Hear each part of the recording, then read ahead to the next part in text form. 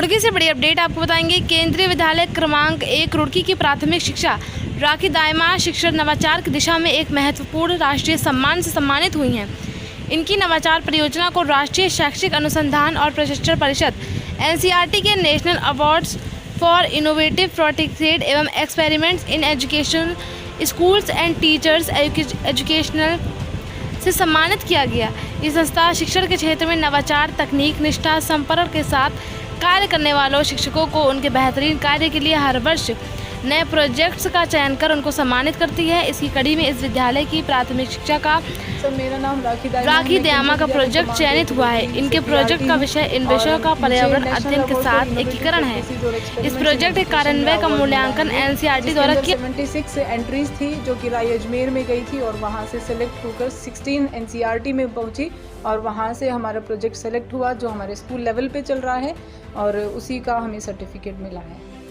Sir, ये academic project है जिसके अंदर हम EVS को पढ़ाने के विभिन्न जो तरीके हैं उनको सीखते हैं। किस प्रकार से आप इनोवेटिव तरीके से EVS को पढ़ा सकते हैं, ये हमारा मेन थीम है कि किस प्रकार से हम इंटीग्रेट करते हैं अलग अलग सब्जेक्ट्स को अपने EVS थीम्स के साथ में। जैसे कि क्लास 1 और 2 में पर्टिकुलर बुक नहीं होती है तो हम इंग्लिश बुक से किस प्रकार से EVS पढ़ाते हैं, इसी प्रकार से 3rd to 5 भी हम कैसे EVS को दूसरे और सब्जेक्ट के साथ में जोड़ कर पढ़ाते हैं। एक ही चैप्टर से बहुत सारे टॉपिक्स निकाल लेना ही ये अपने आप में एक नया इनोवेशन है कि हम टीचर्स अपने आइडियाज़ को लाकर और किस प्रकार से इनोवेशन के साथ पढ़ाएंगे।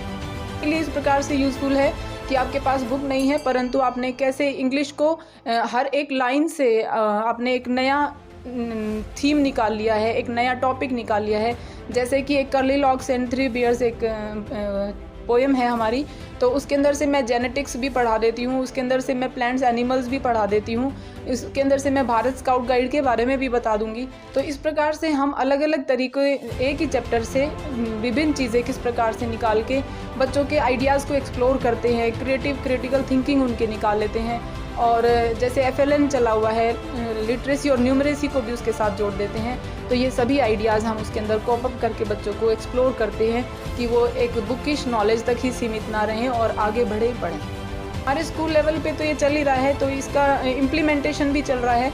अब जैसे पैराग्राफ राइटिंग्स हैं या फिर बहुत सारे और भी हम तरीके ले सकते हैं, MCQs हैं और अलग अलग टेस्ट तैयार करके हम बच्चों का एक्सपेरिमेंट करेंगे कि वो किस लेवल तक पहुँचे। एक नॉर्मल टीचिंग में कैसे बच्चा रिस्पॉन्स कर रहा है और अभी जो बच्चे हैं वो किस प्रकार से रिस्पॉन्स करेंगे, उसके लिए हम टूल्स तैयार करेंगे। तो उन टूल्स से हम बता सकते हैं कि किस प्रकार से बच्चा एक्सप्लोर करेगा।